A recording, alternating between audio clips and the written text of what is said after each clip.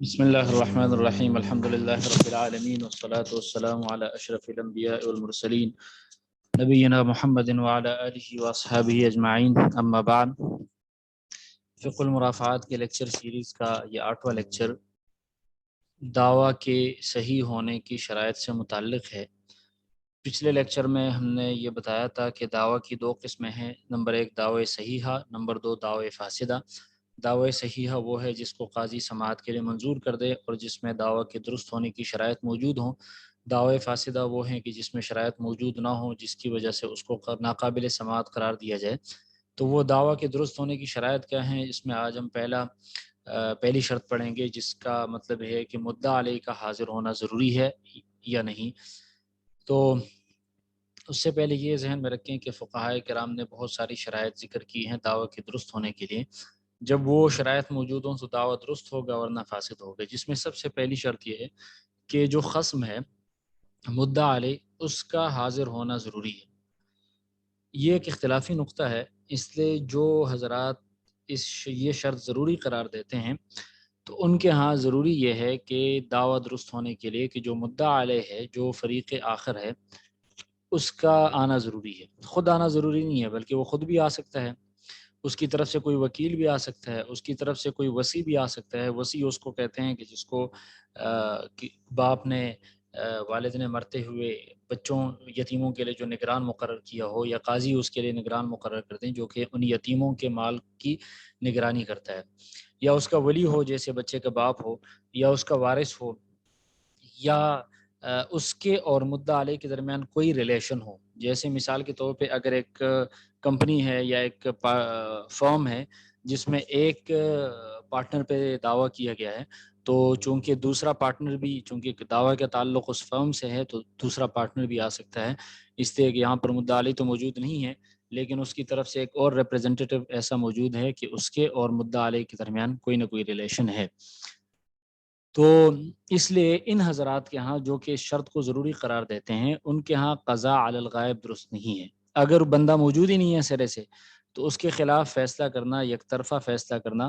ان کے ہاں درست نہیں ہے۔ چنانچہ اگر وہ بندہ ایسا ہے کہ کسی آدمی نے دعویٰ کر لیا کسی دوسرے آدمی پر، اور وہ شہر میں موجود نہیں ہے یا آ نہیں رہا، اور اس مدعی نے قاضی سے یہ طلب کیا کہ میری گواہی کو سن لیا جائے اور وہ فیصلہ کر دیا جائے، تو ان حضرات کے ہاں قضاء علی الغائب درست نہیں ہے، بلکہ اس کو طلب کیا جائے گا تاکہ وہ اپنا موقف پیش کر دیں۔ تو یہ جو پہلی رائے ہے، یہ امام ابو حنیفہ رحمۃ اللہ علیہ کی ہے، اور امام احمد بن حنبل سے بھی یہ رائے مروی ہے کہ ان کے ہاں قضاء علی الغائب بالکل درست نہیں ہے، اس آدمی کا آنا ضروری ہے۔ دوسری رائے یہ ہے جو جمہور علماء کی ہے، جیسے امام شافعی ظاہری اسکول آف لا کے جو فالوورز ہیں، اور اسی طرح سے امام مالک رحمۃ اللہ علیہ، ان کے ہاں حقوق العباد میں قضاء علی الغائب درست ہے۔ حقوق اللہ یا جیسے حدود وغیرہ میں قضاء علی الغائب درست نہیں ہے، لیکن حقوق العباد میں، حقوق الانسان میں قضاء علی الغائب درست ہے۔ تو گویا یہ شرط ایک اختلافی شرط ہے۔ تو پہلی رائے کے مطابق دعوے کے درست ہونے کے لیے شرط ہے کہ مدعا علیہ موجود ہو، جبکہ دوسری رائے کے مطابق دعوے کے درست ہونے کے لیے یہ شرط نہیں ہے کہ مدعا علیہ موجود ہو، بلکہ قضاء علی الغائب بھی کیا جا سکتا ہے۔ اب یہ جو دوسری رائے کے جو قائل حضرات ہیں، وہ بھی یہ نہیں کہتے کہ مطلقاً قضاء علی الغائب درست ہے، بلکہ ان کے ہاں بھی کچھ شرائط ہیں کہ قضاء علی الغائب درست تب ہے جب مدعا علیہ کو حاضر کرنا مشکل ہو، اور اسی طرح جو مدعا بھی ہے، جو کہ کیس جس سے ریلیٹڈ ہے، وہ کیس جو ہے وہ حقوق العباد میں سے ہو۔ اس لیے حدود میں قضاء علی الغائب نہیں ہو سکتا کہ ایسے ایک آدمی کے خلاف اس کی شرب خمر، شراب نوشی کی گواہی پیش کر دی جائے، اور وہ بندہ خود موجود نہیں ہے اور قاضی اس کے خلاف فیصلہ کر دے، یا چور وغیرہ یا دیگر جو حدود اللہ ہیں اس میں قضاء علی الغائب نہیں ہو سکتا۔ اسی طرح قضاء علی الغائب اگر مدعی کے حق میں کیا جائے گا جبکہ مدعا علیہ موجود نہیں ہے، تو یہ فیصلہ گواہی کی بنیاد پہ ہو، یعنی وہ گواہ پیش کرے گا۔ جو قرائن ہوتے ہیں، جو کہ سرکمسٹانشل ایویڈنسز ہوتے ہیں، ان کی بنیاد پہ یہ فیصلہ نہیں کیا جا سکتا۔ اس میں پھر اختلاف ہے کہ آیا مدعی کو قسم بھی دلوائی جائے گی یا نہیں۔ تو بعض حضرات یہ کہتے ہیں کہ مدعی گواہ بھی پیش کرے گا اور اس کو قسم بھی دلوائی جائے گی مزید تاکید کے لیے، اس لیے کہ مدعا علیہ موجود نہیں ہے۔ جبکہ امام احمد بن حنبل رحمۃ اللہ علیہ کی رائے یہ ہے کہ مدعا علیہ کو مدعی کو قسم دینا ضروری نہیں ہے، بلکہ صرف گواہی پیش کرنا ضروری ہے۔ اگر اس نے گواہی پیش کر دی تو فیصلہ کیا جا سکتا ہے۔ تو گویا فریق ثانی کے ہاں قضاء الغائب تو درست ہے، لیکن عام حالات میں نہیں، وہ ان حالات میں کہ جب مدعا علی آ نہ سکتا ہو، یعنی ملک کے اندر ہے لیکن وہ روپوش ہے یا ملک سے باہر ہے جس کو لانا ممکن نہیں ہے، تو اس صورت میں اس کے خلاف یک طرفہ فیصلہ کیا جا سکتا ہے۔ اب دلائل پہ آتے ہیں۔ جمہور کے دلائل یہ ہیں، سب سے پہلے تو وہ عمومی دلائل کو پیش نظر رکھتے ہیں جس میں اللہ تعالیٰ نے فیصلہ کرنے کا حکم دیا ہے، حضور اکرم صلی اللہ علیہ وسلم کو حکم دیا ہے یا عام مسلمانوں کو حکم دیا ہے کہ انصاف کے مطابق فیصلہ کر دو، تو وہاں پہ ایسی کوئی شرط نہیں لگائی گئی ہے کہ وہ فریقین کا سامنے ہونا ضروری ہے، جس کے عموم سے یہ پتہ چلتا ہے کہ اگر فریقین میں سے ایک فریق بھی موجود ہو اور قاضی اس بات پر مطمئن ہو کہ فیصلہ اس کے حق میں ہونا چاہیے تو اس کے حق میں قاضی فیصلہ کر سکتا ہے۔ ایسی کوئی بات آیات میں شرط نہیں قرار دی گئی۔ اسی طرح حضرت عمر رضی اللہ عنہ، حضرت عثمان رضی اللہ عنہما، یہ ان دونوں حضرات سے قضاء الغائب ثابت ہے اور باقی صحابہ کرام میں سے کسی نے اس کی مخالفت نہیں کی ہے۔ چنانچہ حضرت عمر رضی اللہ عنہ نے لاپتہ آدمی کی بیوی کے بارے میں یہ فیصلہ دیا تھا کہ 4 سال وہ انتظار کرے گی، 4 سال تک اگر وہ نہیں آیا تو پھر اس کے بعد وہ عدت الوفات 4 مہینے اور 10 دن گزارے گی۔ تو یہ فیصلہ جو تھا یہ ایک قضاء الغائب تھا، اس سے کہ بندہ موجود نہیں ہے، لاپتہ ہے۔ اور اسی طرح وہ قیاس کرتے ہیں اس بات پر کہ قضاء الغائب جو حضرات درست قرار نہیں دیتے وہ اس وجہ سے کہ غائب آدمی اپنا دفاع نہیں کر سکتا، تو وہ کہتے ہیں کہ اس طرح تو مردہ بھی اپنا دفاع نہیں کر سکتا اور چھوٹا بچہ بھی اپنا دفاع نہیں کر سکتا، حالانکہ مردے کے خلاف فیصلہ وہ دعویٰ دائر کیا جا سکتا ہے، چھوٹے بچے کے خلاف دعویٰ دائر کیا جا سکتا ہے۔ تو اس کا مطلب یہ ہے کہ دعویٰ کے درست ہونے کے لیے یہ ضروری نہیں ہے کہ مدعا علی اپنا دفاع کر سکے تو دعویٰ درست ہے، ورنہ تو درست نہیں ہے۔ اسی طرح وہ یہ دلیل بھی پیش کرتے ہیں جو دلیل پہلے 1-2 دفعہ گزر چکی ہے کہ حضرت ہند بنت عتبہ رضی اللہ عنہ جو حضرت ابو سفیان رضی اللہ عنہ کی بیوی تھی، جب انہوں نے وہ حضور اکرم صلی اللہ علیہ وسلم سے شکایت کی کہ میرا شوہر مجھے اور میرے اولاد کو اتنا نفقہ نہیں دیتا جو ہمارے لیے کافی ہو، تو کیا میں اس کے علم کے بغیر ابو سفیان کے مال میں سے کچھ لے سکتی ہوں؟ تو حضور صلی اللہ علیہ وسلم نے ان سے ارشاد فرمایا کہ جو اتنا مال جو آپ کے لیے اور آپ کی اولاد کے لیے کافی ہو، اتنا تم اس کے مال میں سے لے سکتی ہو۔ اب یہاں پہ ابو سفیان کے خلاف فیصلہ کیا گیا جبکہ ابو سفیان کو بلایا نہیں گیا، تو اس کا مطلب یہ ہے کہ قضاء الغائب درست ہے۔ لیکن یہ جو چوتھی دلیل ہے، یہ اس کا جواب آسانی سے ممکن ہے کہ یہاں پر حضور صلی اللہ علیہ وسلم نے جو بات ارشاد فرمائی یہ فیصلہ نہیں تھا بلکہ یہ فتویٰ تھا۔ گویا عمومی فتویٰ دیا کہ جس کا بھی کسی کے اوپر حق ہو یا بیوی کو اگر خاون جو ہے خرچہ نہ دے تو وہ اس کے علم کے بغیر اس میں سے لے سکتی ہے، لیکن معروف طریقے کے مطابق۔ یہ فیصلہ نہیں تھا، اس لیے کہ اگر فیصلہ ہوتا تو حضور صلی اللہ علیہ وسلم حضرت ہند سے گواہ طلب کرتے۔ اسی طرح ابو سفیان تو مکہ مکرمہ میں موجود تھا، وہ تو کوئی روپوش بھی نہیں تھا جس کو لایا نہیں جا سکتا تھا، اس کو تو ایک حکم کے ذریعے لایا جا سکتا تھا، لیکن اس کے باوجود حضور صلی اللہ علیہ وسلم نے ان سے نہ گواہ طلب کیے اور نہ ابو سفیان کو طلب کیا۔ تو اس کا مطلب یہ ہے کہ یہ قضا نہیں تھا، اس لیے کہ جن حضرات کے یہاں قضاء الغیب درست ہیں وہ بھی یہ شرط لگاتے ہیں کہ بندہ لاپتہ ہو اور اس کو لایا نہ جا سکتا ہو۔ یہاں پہ تو ابو سفیان کو لانا ممکن تھا، تو اس لیے اس سے یہ پتہ چلتا ہے کہ یہ فیصلہ نہیں تھا بلکہ یہ فتویٰ تھا۔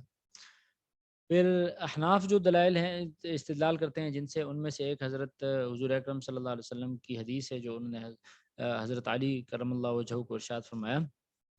کہ جب تک آپ فریقین میں سے دوسرے کا بیان نہ سنیں تو ایک فریق کے بیان کی بنیاد پہ فیصلہ نہ کریں، اس لیے کہ جب آپ دوسرے فریق کا بھی بیان سن لیتے ہیں تو اس کے بعد آپ کے لیے فیصلہ کرنے میں آسانی ہو جاتی ہے۔ تو گویا اس کو فریق ثانی کے بیان سننے سے پہلے فیصلہ کرنے سے روک دیا۔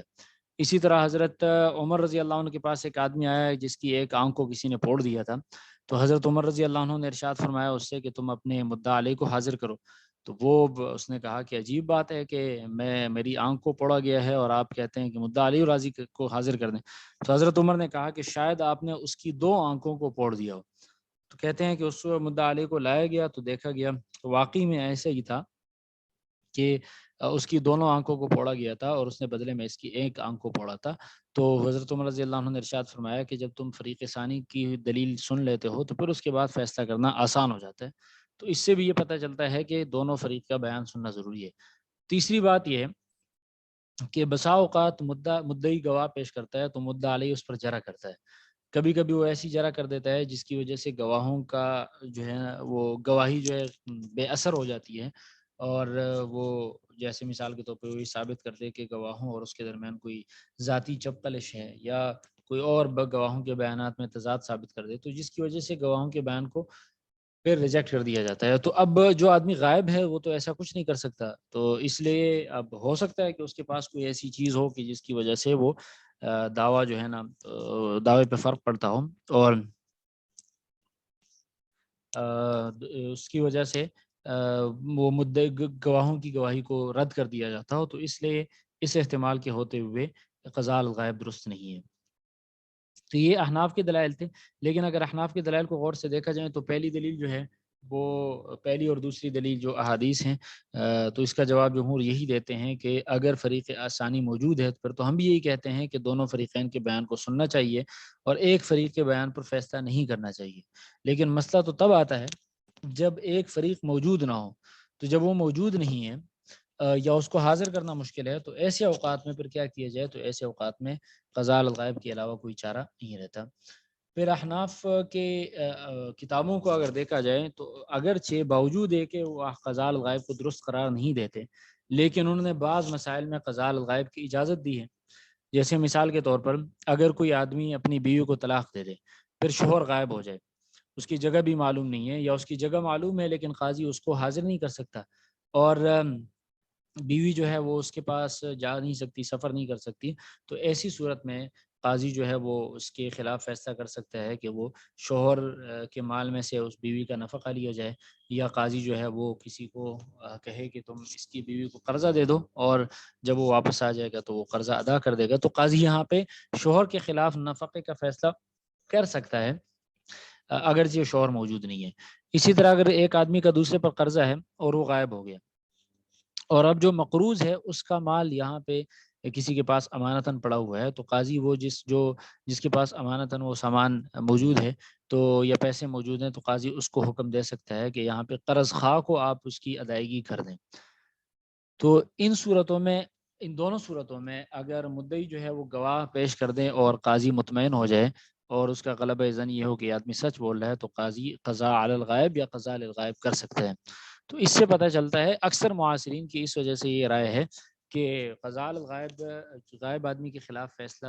کوشش کی جائے کہ نہ کیا جائے، اور کسی بھی ممکنہ طریقے سے مجرم تک پہنچنے کی کوشش کی جائے۔ وہ اگر ملک کے اندر ہے تو اس کو گرفتار کیا جائے، یا ملک سے باہر ہے تو اس کو طلب کیا جائے۔ کوشش کر لینی چاہیے کہ اس آدمی کو سنا جائے۔ لیکن اگر وہ آدمی بالکل آ نہیں سکتا، یا وہ روپوش ہے جس کی وجہ سے اس کا کوئی پتہ نہیں ہے، تو اب ایسی صورت میں انتظار تو نہیں کیا جا سکتا کہ لوگوں کا انتظار کروایا جائے کہ تم 20 سال اور 30 سال اس کے آنے کا انتظار کرو۔ تو ایسی صورت میں لوگوں کے حقوق کو بچانے کے لیے اگر مدعی کے پاس گواہ موجود ہیں تو اس کے حق میں فیصلہ کیا جا سکتا ہے۔ تو گویا یہ ہم نے اس میں دونوں آراء پڑھ لی اور دلائل بھی پڑھ لی، لیکن راجح قول جو ہے اکثر معاصرین نے جمہور کی رائے کو راجح قرار دیا ہے کہ قضاء الغائب درست ہے، لیکن ان شرائط کے ساتھ کہ حدود اللہ میں درست نہیں ہے، حقوق العباد میں درست ہیں، لیکن شرط یہ ہے کہ اس بندے کو حاضر کرنا مشکل ہو۔ تو ان کے ہاں یہ قضاء الغائب فی الجملہ درست ہے، اور اکثر معاصرین نے اسی رائے کو اختیار کیا ہے۔ بہرحال حنفیہ کے ہاں درست نہیں ہے، لیکن احناف کے ہاں بھی